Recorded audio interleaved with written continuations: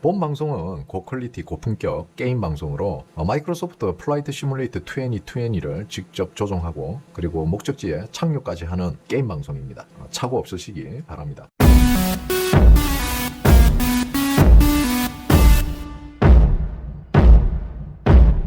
자, 반갑습니다. 점심방송 시작하도록 하겠습니다. 제가 예고에 10분 전에 예고해드린 대로 올공이 궁금하신 분들은 올공 라이브 방송 가세요. 아시겠죠? 어저께 우리가 이미 시뮬레이션 다 했던 거죠. 그리고 그 시뮬레이션대로 지금 진행되고 있잖아요. 그죠? 놀라울 것도 새로울 것도 없습니다. 그리고 어차피 뚫릴 거라 했잖아요, 제가. 그리고 형님들은 그냥 외치기만 외치라고.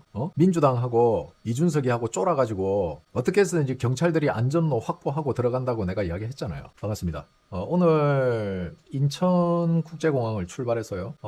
나리타, 일본 나리타로 가고 기종은 H8230 편명과 똑같은 기종인 세스나 편명은 이렇게 U자로 만들어놨어요. 요 안에 이제 투표지하고 신분증하고 실려 있다고 그렇게 생각하시면 됩니다. 상상하시면 돼요. 자, 우리가 뭐 예상한 대로 진행되고 있는 거고, 그리고 결국은 공권력이 투입되면 열릴 수밖에 없어요. 열릴 수밖에 없고, 뭐 국회의원들이 뱃속에 뭐 투표지를 넣고 나올 수도 없는 거고, 형님들이 그 부분에 대해서는 마음껏 유튜버들 많잖아. 망상 부리는 유튜버들. 그 망상 부리는 유튜버들 가서 방송 들으세요. 아시겠죠? 올공 이야기는 어저께 이야기 다 했고, 제가 어제 쇼츠 뜬 거 몇 개, 이제 다른 거 유튜브 보면서 쇼츠 뜬 거 몇 개 봤는데, 그냥 우리가 어저께 했던 이야기, 말도 안 되는 이야기를 누가 들어도 말이 안 되는 쇼츠들이 조회수 겁나 조회수 빨고 있더라. 아휴, 답답한 사람들 참 진짜. 저래가지고 나라 지킨다고 나라를 지키는 게 아니고 나라를 망치는 거야 그게. 나는 엔초야 이제. 자, 그러면은 우리가 이제 다른 접근을 좀 해보겠는데, 좌파들은 왜 올공에 오지 않을까요? 이제 근본적인 우리가 질문부터 제가 하나 던지고 갈게요. 그렇다면 왜 좌파들은 올공에 오지 않을까? 왜 대부분이 NPC들이 오기 시작, 정치에 관심 없던 사람, 그리고 왜 대부분이 보수 우파들이 올공에 나오게 돼? 그리고 그들은 왜 참정권을 뺏겨도 분노하지 않을까? 근본적인 질문을 하고 가는. 여기서 제가 하나 더 이야기를 할게요. 그들은 왜 사전투표를 좋아할까? 자, 그들은 알고 있습니다. 이미 사전투표가 없으면 자신들이 이 선거를 이길 수 없다는 것. 그리고 참정권을 뺏기는 것도 우파의 참정권을 뺏는 거지 자신들의 참정권을 뺏긴다라고 생각하지 않습니다. 그들은 이미 대한민국의 선거 자체가 부정선거라는 것을 알고 있습니다. 인지하고 있고요. 스스로도 그렇게 생각합니다. 하지만 모른 척하고 있는 것뿐이죠. 왜? 자신들에게 유리하니까. 그리고 그들은 무언의 동조를 하고 있다고 저는 생각합니다. 자, 많은 사람들이 부정선거를 하기 위해서는 수많은 눈을 가려야 된다. 수많은 사람들을 회유해야 된다 하지만은 실제로는 그렇지 않다는 거예요. 누가 시키거나 지시를 하지 않아도 같은 편이고 우리에게 유리하면은 알아도 눈을 감아주는 좌파들의 승리가 있죠. 자, 제가 예를 하나 들겠습니다.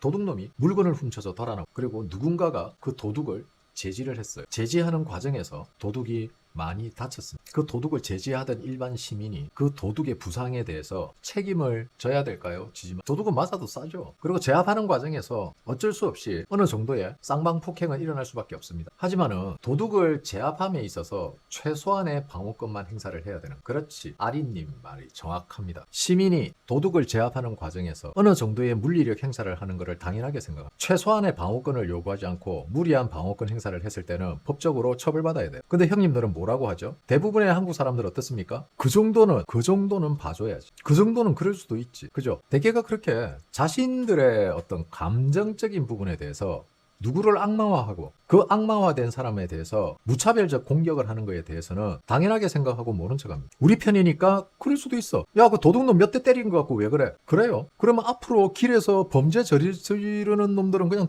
패고 보면 되겠네? 이게 철저히 감정적으로 대입하는 거라. 자, 그런데 우리가 뭘 하기 위해서 어느 정도의 불법은 용인해달라? 그러니까 지금 대한민국 정치인 새끼들이 어떻죠? 전부 범죄자 새끼들이잖아. 뭐 국민의힘은 범죄자가 없어? 국민의힘도 못 비켜나가. 민주당이나 국힘이나 도찐 개찐이야. 우리 편은 괜찮고 남의 편은 안 돼. 아시겠습니까? 제가 이야기했잖아요. 형님들 민주당 지지자들, 김어준, 민주당 과거 국회의원들, 걔들 입에서는 부정선거가 안 나온 줄 아세요? 걔들도 부정선거 주장했어. 과거에. 국힘이 과반 이상 항상 차지할 때 우리 보수정당이 일당을 하던 시절에 민주당 새끼들이 맨날 부르짖은 게 부정선거였어. 훤하게 나왔던 이야기야. 그때 민주당 지지자 새끼들은 부정선거라고 개거풍 쳐물었지. 근데 지금은 어때? 그때는 부정선거고 지금은 부정선거가 아니야? 이게 어디서 시작되는 논리냐? 똑같아. 보수 지지층도 과거에 민주당이 부정선거를 부르짖을 때 보수정당을 지지하는 사람들은 부정선거가 어딨냐 말이 되는 소리를 하라 그랬어. 근데 지금은 부정선거 없었다는 사람들이 이제는 부정선거가 있다고, 부정선거 있다는 사람들이 부정선거가 없다 그러고, 스스로가 판 함정에 스스로가 걸려드는 거야 지금. 일관성이 있어야지. 일관성이. 결국 스스로 논리가 무너지는 거야. 내로남불 똑같아. 내가 볼 때. 그렇지만 이게 현실 정치에서는 이렇게 될 수밖에 없어요. 왜? 상대당, 즉 우리와 대립되어 있는, 대립관계에 있는 정당에서 무언가를 외치면 거기에 대한 반대의 의견을 내야 되는 게 정당 간의 어떤 일종의 암묵적인 룰이 돼버렸어. 그 왜 그러느냐? 자, 선생님 예를 들어서 한번 설명을 해볼까? 자,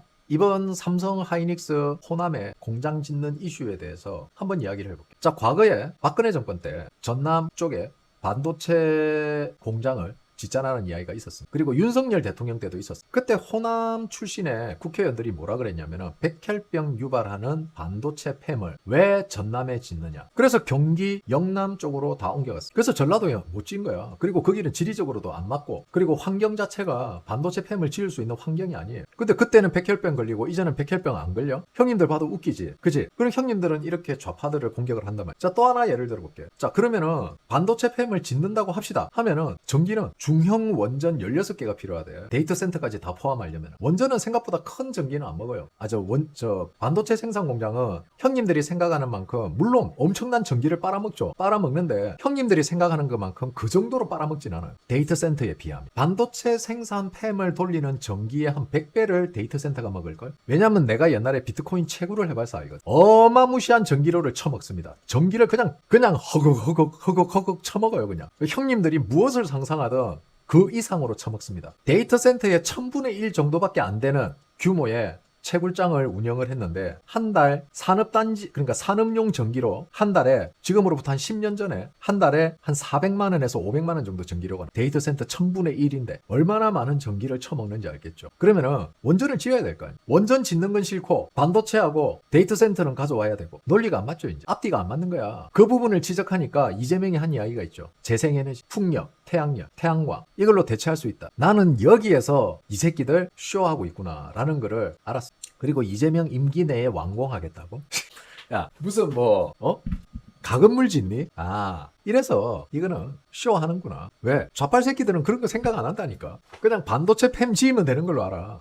걔네들은 반도체가 얼마나 많은 전기를 먹고 데이터 센터가 얼마나 많은 전기를 먹고 그런 거 신경 안 쓴다니까. 야, 주민들 식수를 줄여서 냉각수로 쓴다는데도 아무 소리 안 하는 게 전라도야. 저거 써는 물 줄여서 샤워도 못해, 설거지도 못해. 설거지도 격일제로 해야 되고 샤워도 격일제로 해야 될 상황이 생겨. 그런데도 지금 끽소리를 못 하잖아. 형님도 놀라지 마세요. 대한민국에는 두 부류의 사람들이 살고 있습니다. 첫째, 이미 사회주의에 길들여진 사람들과 민주주의에 길들여진 사람, 두 부류의 사람이 살고 있습니다. 대한민국은 이미 이체제 국가예요. 자유시장 경제를 추종하고 자유민주주의를 따르는 국민들과 이미 사회주의에 찌들어서 정부가 하라면 하라는 대로 하는 병신 집단들과, 이미 그들은 마음속에는 대한민국이 사회주의 국가라고 생각하면서 살아가는 병신 새끼들이 같이 살고 있습니다. 지들끼리 지금 온갖 쇼를 하고 있습니다. 대국민 사기극이 벌어지고 있어요. 왜 이렇게 무리한 짓을 할까요? 그만큼 조급하다는 거예요. 현실적으로 이루어질 수 없는 일들이 벌어져요. 자, 이재명이 자기 임기 내에 하겠다? 그러면 이재명이 연임하겠다는 건데 8년 안에 지을 수 있을 거라 생각해? 천만의 말씀. 저 약속을 지키려면 이재명은 독재해야 돼요. 독재. 마두로 같이. 그럼 가능해요. 최소한 10년 걸리니까. 그러면은 이재명은 독재를 하겠다는 겁니까? 연임해도 저거 완공 못해요. 그러니까 형님들 보세요.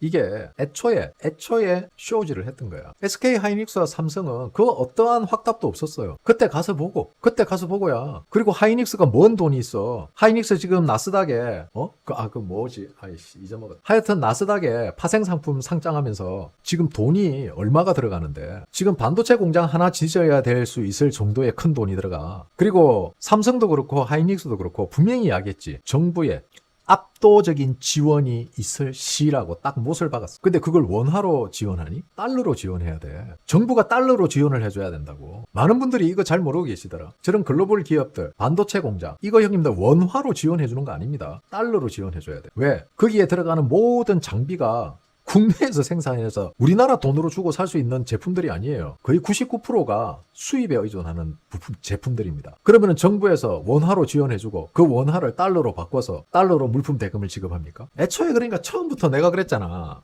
코스닥도 마찬가지. 지금 벌써부터 나 술 처먹고 내한테 전화 오는 친구들 지금 몇 놈 있어요. 아니 몇십 프로도 아니고 오늘 그 몇 프로 빠진 거 가지고 중리 산이 반대매매 나와가지고 지금 고스란히 주식은 온데간데였고 신용 땡겨가지고 그것도 못 갚고 반대매매나 주식도 다 날라가 버렸고 계좌는 탈탈 털려가지고 빚만 4억 생겼다고 낙동강 가서 뛰 내린다느니. 그러니까 형님들 이미 제가 코스피 시장 때부터 형님들에게 이야기했잖아요. 그죠? 대국민 사기극이 벌어지고 있다. 주식, 부동산, 그리고 이번에는 공장까지 실체가 없는 허상이야 전부 다 이거. 거기다가 전라도 교육부 장관 불러다 놓고 전라도 도지사 불러다 놓고 뭐 국민들에게 뭐 무료로 학비를 지원해주고 온갖 개소리 하면서 전라도 아이들 지금 다 선동하기. 왜 이런지 아세요? 전당대회 민석이 찍어주라고. 민석이 당대표 만들려고 삼성의 회장과 SK 하이닉스 회장을 들러리로 앉혔다는 거야. 대국민 사기극이 진행되고 있다. 자 형님들 제가 오늘부터 리밸런싱 들어갈 거라고 했죠. 빠르면 오늘 늦으면 내일부터. 자 오늘부터 시작됐습니다. 아니 이재명이 팔지 말라면은 국민연금이 못 파는 거지. 그치? 근데 국민연금이 매도를 하네? 왜 이럴까? 징역 안 가려고. 자 선관위 보세요. 선관위들 사무처에 널공들 보고받은 거 전부 다 기록해놨잖아. 왜 기록해놨겠어? 지들은 그 전부 다 기록해가지고 보고했잖아. 징역 갈까 싶어서. 그러면은 연기금에 있는 애들은 매매 일지부터 시작해서요 누가 지시한 거 전부 다 기록해 놓습니다. 왜? 징역 안 갈라. 요즘은 옛날하고 틀려요. 제가 그랬잖아요. 충성하는 사람들이 없습니다. 장세동 같은, 김용영 같은, 우병우 같은 이런 신념을 가지고 충성하는 사람들이 없다고. 이제 모든 게 이권으로 연결돼. 많은 형님들이 이재명의 대장동 비자금 하지만은 그게 어디 숨겨놨을까 저는 대부분 다 썼다고 생각하는 사람. 이재명은 그 돈으로 대통령 자리와 그 돈을 바꾼 거라는 생각. 이미 대부분이 로비 자금으로 다 빠져나갔을 거예요. 근데 형님들이 아셔야 될 게 있어요. 전라도는요 아무리 좋은 시설이 들어와도요 부동산 가격이 다른 지역만큼 그렇게 크게 널뛰기를 뛰지 않습니다. 자, 소비자 물가 상승률 3.2%. 석유류 올라 2년 6개월 만에 최고. 자, 제가 이제 시작이라고 했죠, 형님들. 7월 달부터 물가 상승이 시작될 거라고 했습니다. 이제 본격적으로 시작이 되는 겁니다. 6월 달에 3.2% 올랐죠. 이제 7월 달은 더 올라갑니다. 이제부터 본격적으로 사이클이 돌았기 때문에 이제부터 이미 오른 원자재 값으로 계속해서 누적됩니다. 테슬라도 버티다 결국은 400만 원 인상했죠. 이제 이렇게 될 수밖에 없어요. 저는 형님들에게 이미 지난달 5월 달, 6월 달 계속해서 형님들에게 말씀드렸죠. 이제 형님들은 어느 정도 면역성이 좀 생겼을 겁니다. 알고 당하는 것과 모르고 당하는 것의 차이는 크다 했죠. 이미 형님들은 2달 전부터 제가 계속해서 형님들을 적셔놨어요. 계속 오를 거다. 대비해야 된다. 인정하고 받아들여라. 그런데 여기에서 놀라운 일이 벌어집니다. 석유값이 올랐는데 휘발유 값은 왜 오르냐? 휘발유가 석유냐 이 새끼들아? 하는 좌파들이 나타나기 시작했습니다. 환율이 높은 건 국격이 올라가서 환율이 높다. 석유값이 오르는 거하고 휘발유 값이 뭔 상관이냐? 휘발유가 석유냐 하는 이제 논리까지 나왔습니다. 자, 석유값이 올랐다. 석유가 올라서 휘발유도 오르는 거다. 아니 휘발유가 석유냐고. 석유가 휘발유야? 얘가 같은 거냐? 엄연히 다른 건데. 엄연히 다른데 석유가 오른다고 휘발유가 왜 오르냐? 이거는 더 이상 논리적으로 자기네들도 이제는 벼랑 끝에 몰렸다는 거야. 더 이상 이제 이거를 실드 칠 수 없다는 거지. 이제 더 이상 실드 칠 수 없으니까 이제 부정해 버리는 거야. 석유는 휘발유가 아니잖아. 미쳐 돌아가고 있습니다. 자, 이것도 또 재밌는 일입니다. 나 환장하겠다, 진짜.